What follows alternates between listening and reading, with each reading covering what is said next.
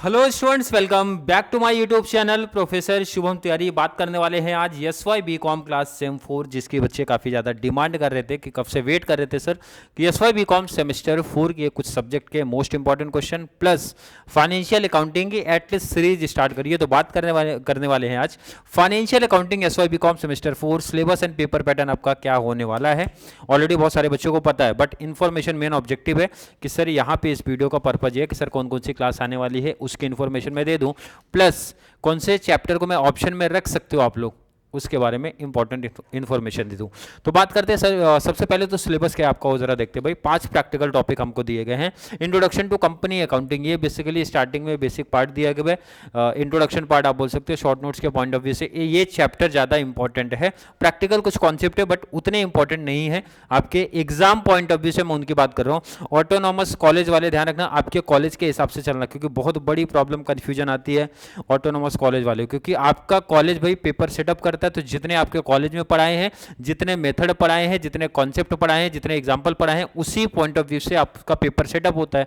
भाई मैं जो बात करता हूँ कंप्लीट मुंबई यूनिवर्सिटी के पैटर्न पे चलता हूँ, मतलब जिनके कॉलेज में कंप्लीट सिलेबस हुआ है एंड मुंबई यूनिवर्सिटी जो डिस्टेंस वाले हमारे बच्चे हैं उनके पॉइंट ऑफ व्यू से बात करता हूँ। तो ये चीज़ बहुत इंपॉर्टेंट है आपको समझना कि ऑटोनॉमस कॉलेज वाले बच्चे कि जो आपके कॉलेज में हुआ है, जैसा हुआ है उसी के हिसाब से आपको चलना है। क्लियर? मुझे लगता समझा होगा।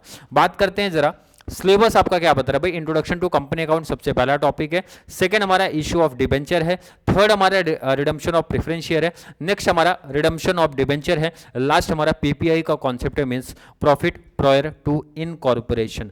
5 प्रैक्टिकल टॉपिक है। चैप्टर सर हम लोग को पहले से पता है। इंपॉर्टेंट इन्फॉर्मेशन बताइए जरा, कौन सा ऑप्शन में रख सकते हैं, कौन सा इजी टॉपिक है, कौन सा कितने मार्क्स का आएगा, उसके बारे में बात करने वाला हूं। चलो पेपर पैटर्न पे आ जाओ, फिर बातें करते हैं। पेपर पैटर्न कितने मार्क्स का है? पेपर पैटर्न आपका है 100 मार्क्स का। 100 मार्क्स का आपका पेपर होता है। एंड क्वेश्चन नंबर 1 जो रहेगा आपका ऑब्जेक्टिव्स रहेगा कितने मार्क्स का? ऑब्जेक्टिव 20। अब ध्यान रखना ऑटोनोमस कॉलेज भाई आपका पेपर पैटर्न अलग रहेगा, बट कॉन्सेप्ट जो प्रैक्टिकल के रहेंगे, शॉर्ट नोट्स के रहेंगे, यही रहेंगे। टॉपिक तो वही है, चैप्टर वही है जो आपके कॉलेज में हुआ रहेगा, उसी हिसाब से आप प्रिपरेशन अपनी कर लेना, ये बेनिफिट आपको मिलेगा। तो ऑब्जेक्टिव्स आपके 20 मार्क्स हर एक चैप्टर से करने रहेंगे, चाहे आप जिस भी कॉलेज से हो, जैसे भी हो। तो ए बी 2 आएगा 10 मार्क्स का, मतलब 10 करना है भाई। यहाँ पे भी ऑप्शन मिलता है अपने को। तो ये ऑब्जेक्टिव में मल्टीपल चॉइस क्वेश्चन हो सकता है, ट्रू फॉल्स हो सकता है, मैच द पेयर हो सकता है। बेसिकली यही 3 में से आते हैं वहाँ पे 2 एंड 1 क्लियर है। ऑब्जेक्टिव पूछा जाएगा 20 मार्क्स का, क्लियर। अब इसके बाद 5 करते हैं, फिर प्रैक्टिकल पे शिफ्ट होंगे। क्वेश्चन नंबर 5 में ना 2 क्वेश्चन लॉन्ग आंसर आते हैं भाई। ए बी 10 मार्क्स का 2 क्वेश्चन आएगा, 10 + 10। अदरवाइज इसके ऑप्शन में मिलता है हमें शॉर्ट नोट्स मिलता है एनी 4 आउट ऑफ 6। 4 क्वेश्चन आप कवर कर लो 6 में से, मतलब ऑप्शन मिल रहा है वहां पे। और अगर मैं टोटल बात करूं तो कितने मार्क्स की बात हो रही है? 20। क्लियर? तो 100 में से 40 मार्क्स तो साइड वैसे ही हो गए, ऑब्जेक्टिव को हटा दो एंड शॉर्ट नोट्स या फिर लॉन्ग आंसर को हटा दे रहे हैं। तो मेरा सजेशन यहाँ पे रहता है हमेशा शॉर्ट नोट्स को लेके कि आप शॉर्ट नोट्स ही फॉलो करो, ज़्यादा बेस्ट रहेगा आपके लिए भी, क्योंकि इसके 2 रीज़न होते हैं। एक तो ऑप्शन मिलता है भाई 6 में से आपको 4 कवर करना, 2 ऑप्शन दिख गया। सेकेंड होता है कि जो प्रैक्टिकल टॉपिक आपने करा है उसी टॉपिक का आप शॉर्ट नोट्स भी पिक कर लो।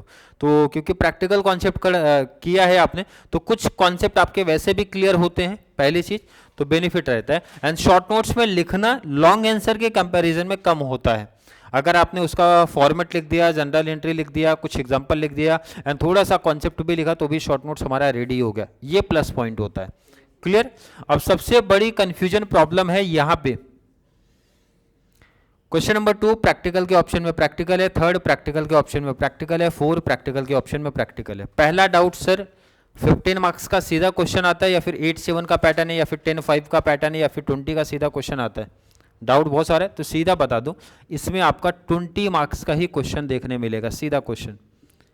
कितने? 20 मार्क्स का, मतलब 10-10 का पैटर्न या फिर 15-5 का पैटर्न या कुछ इस ऐसा पैटर्न आपको देखने नहीं मिलता। सीधा 20 मार्क्स के सम आपको देखने मिलेंगे। मोस्ट ऑफ कॉलेज यही सेटअप करेगा 20 मार्क्स का। क्लियर? एक डाउट ये क्लियर हुआ। सेकंड और सबसे बड़ा डाउट सर एटलीस्ट कितने चैप्टर कर लूँ कि पास हो जाऊँ? पहले तो पासिंग वाले की बात करते हैं कि सर कितने चैप्टर कर ले। तो मेरा हमेशा सजेशन रहता है कि भाई पासिंग या एक बेटर स्कोर करने के लिए 2 प्रैक्टिकल टॉपिक आपको करने हैं, एटलीस्ट 2 प्रैक्टिकल कर लो तो भाई एफए में किसी भी बच्चे को केटी लग ही नहीं सकती। और प्रैक्टिकल नहीं मीन्स मैं बोलता पोस्टिंग भी कर लिया उस टॉपिक का, कंप्लीट कॉन्सेप्ट नहीं, कंप्लीट कॉन्सेप्ट में समझ रहे हो ना भाई, पूरी टैली तक नहीं किया तो भी पास हो जाओगे। अब इजी चैप्टर बच्चा ढूंढते सर इजी चैप्टर कौन सा है, तो सबसे पहला तो मेरा सजेशन है पीपीआई पिक करो, पीपीआई पहला टॉपिक प्रैक्टिकल, क्योंकि ये एक ऐसा टॉपिक है पोस्टिंग तो हर एक बच्चे को मिल जाएगा, मतलब 20 मार्क्स का अगर ये क्वेश्चन आ रहा है तो 15 तक हर एक बच्चे को मिलता ही है पहला, और टैली कर लिया तो भाई 20 मार्क्स का बेनिफिट है। उसके बाद कौन सा इजी है, redemption of debenture, redemption of preference share में डिबेंचर मेरा सजेशन रहता है इजी है। तो जिन बच्चों को सिर्फ पासिंग के लिए जाना है तो ये 2 चैप्टर पिक कर लेना है, सुन लेना है यहाँ पे, पासिंग के लिए जाना तो 2। अब जिनको एक बेटर स्कोर करना है तो साथ में ऐड करेंगे redemption of preference share add करना है, ये तो 3 तो एटलीस्ट करना है। टाइम बचा, टाइम मिला है तो लास्ट में ऐड कर सकते हो इश्यू ऑफ डिबेंचर, क्लियर समझा, ये लास्ट में करना, इसलिए मैं बता रहा हूँ लास्ट में, ये लास्ट में, पहले आपको ये 3 बेटर तरीके से करना है उसके बाद ही डिबेंचर पे आप जाना, अदरवाइज नहीं जाना है, क्लियर।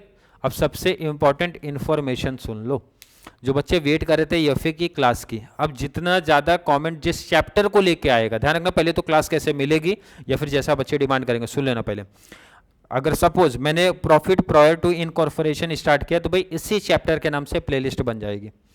रिडम्पशन ऑफ डिबेंचर की क्लास स्टार्ट किया तो रिडम्पशन ऑफ डिबेंचर के नाम से प्लेलिस्ट बन जाएगी। तो प्लेलिस्ट ध्यान रखना, अब पुराना पैटर्न नहीं है कि SY BCom sem 4 financial accounting, नहीं, जो चैप्टर है उस चैप्टर के नाम से प्लेलिस्ट रहेगा।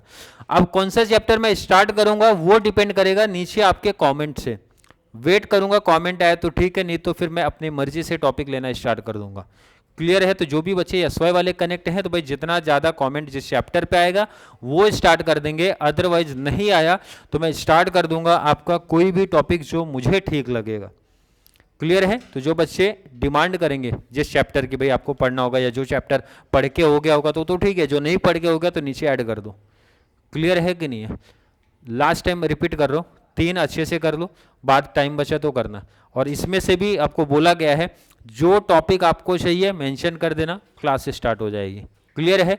आई थिंक हर एक बच्चे के मन में जो भी डाउट था एसवाई बीकॉम वालों को उनका डाउट क्लियर हुआ होगा। फिर भी किसी बच्चे को आज की क्लास को लेके कोई भी डाउट है, कोई भी कन्फ्यूजन है तो जल्दी से नीचे कमेंट में ऐड कर दो, या फिर कॉन्सेप्ट क्लियर है, वीडियो आपको थोड़ी सी भी हेल्पफुल लग रही है तो वीडियो को ज़्यादा से ज़्यादा एसवाई बीकॉम वाले बच्चों को जरूर शेयर करिए ताकि उनको इस चैनल से इसी तरीके के बेनिफिट मिल सके। तो चलिए मिलेंगे अगली क्लास में, तब तक के लिए थैंक यू सो मच।